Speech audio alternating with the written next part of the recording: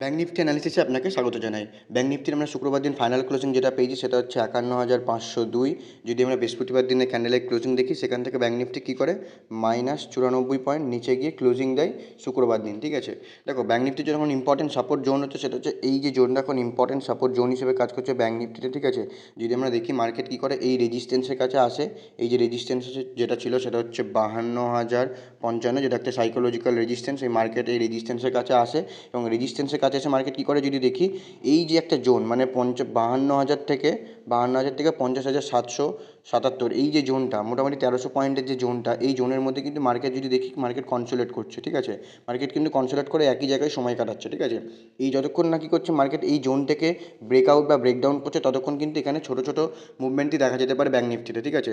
যেদিন মার্কেট কী করবে এই যে রেজিস্ট্যান্স, আপারের রেজিস্ট্যান্স আর উপরের নিচের সাইডে যে সাপোর্ট, যদি সাপোর্ট বা রেজিস্ট্যান্সের মধ্যে যে কোনো এক ওয়ান সাইড ব্রেকডাউন বা ব্রেকআউট করে, দেন এখান থেকে কিন্তু একটা আপসাইড মুভমেন্ট দেখা যেতে পারে বা ডাউন সাইড মুভমেন্ট দেখা যেতে পারে। যতক্ষণ এই রেঞ্জের মধ্যে থাকবে ততক্ষণ কিন্তু ছোটো ছোটো মুভমেন্ট দেখা যেতে পারে ব্যাঙ্ক নিফটিতে। তো দেখো, ব্যাঙ্ক নিফটির যখন ইম্পর্টেন্ট সাপোর্ট রয়েছে সেটা হচ্ছে প্রথম যে সাপোর্টটা বেরিয়ে আসবে সেটা হচ্ছে এই যে জোনটা, যেটা হচ্ছে ৫০,৭৭৭ ক্লোজিং বেসিসে ইম্পর্টেন্ট সাপোর্ট, ঠিক আছে? যদি মার্কেট কী করে এই সাপোর্টের আগে যদি দেখি আরেকটা যে সাপোর্টটা রয়েছে সেটা হচ্ছে এই যে রাউন্ড ফিগারের যে নাম্বার ৫১,০৫৫, এই যে জোনটা, ঠিক আছে, একটা ইম্পর্টেন্ট সাপোর্ট জোন হিসেবে কাজ করছে ব্যাঙ্ক নিফটিতে। কারণ যেহেতু এটা একটা সাইকোলজিক্যাল সাপোর্ট, ঠিক আছে? যেহেতু সবসময় বলি রাউন্ড ফিগার সবসময় নিজে একটা সাপোর্ট এবং রেজিস্ট্যান্স। তো মার্কেট যখনই নিচের সাইডে যদি ব্রেকডাউন করে সবার প্রথমে কী করবে ৫১,০৫৫ এই লেভেলটাকে ব্রেকডাউন করবে। যদি এটাকে ব্রেকডাউন করে তো নেক্সট যে সাপোর্ট বেরিয়ে আসতে পারে সেটা হচ্ছে ৫০,৭৭৭। যদি এই যে সাপোর্টটা ৫০,৭৭৭ যদি এর নিচে কন্টিনিউয়াসলি ট্রেড করতে থাকে, দেন এখান থেকে নেক্সট যে সাপোর্ট বেরিয়ে আসতে পারে সেটা হচ্ছে এই যে জোনটা, ঠিক আছে? ক্লোজিং বেসিসে এই জোনটা কিন্তু একটা ইম্পর্টেন্ট সাপোর্ট জোন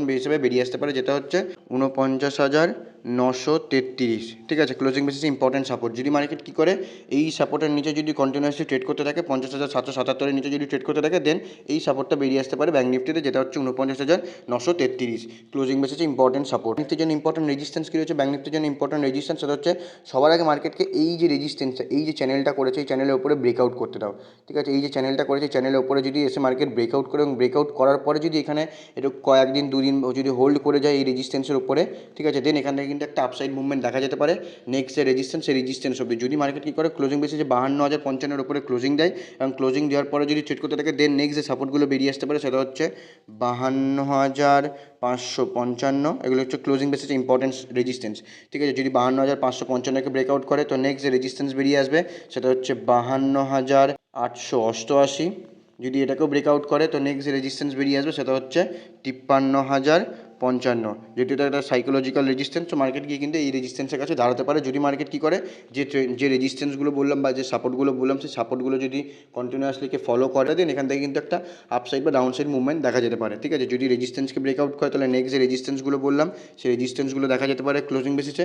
যদি ডাউন সাইডে ব্রেকডাউন করে তাহলে নেক্সট যে সাপোর্টগুলো বললাম সেই সাপোর্টগুলো কিন্তু মার্কেটে নিতে দেখা যেতে পারে। যদি আমরা ব্যাঙ্ক নিফটিকে দেখি, ব্যাঙ্ক নিফটি কী করে এই যে রেঞ্জটা ছিল মার্কেট এই যে রেঞ্জটা এখানে কনসোলিডেট করার পর যখন এখানে ব্রেকআউট করে, দেন এখান থেকে যদি দেখি আমরা একটা আপসাইড মুভমেন্ট দেখা যায়। আপসাইড মুভমেন্ট দেখা যায় কোথায় আসে?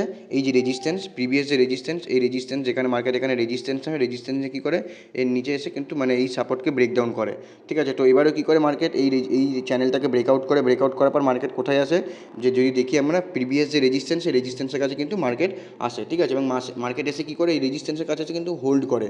এই যে চ্যানেল ছিল আগের যে প্রিভিয়াস চ্যানেল ছিল সেই চ্যানেলের মধ্যে কিন্তু মার্কেট কন্টিনিউয়াসলি ট্রেড করছে, ঠিক আছে? যতক্ষণ না মার্কেট এই চ্যানেলের ওপরে সাইডে ব্রেকআউট বা নিচের সাইডে ব্রেকডাউন করছে ততক্ষণ কিন্তু এখানে মুভমেন্ট সেভাবে নাও দেখা যেতে পারে, হয়তো ছোটো ছোটো মুভমেন্ট দেখা যেতে পারে।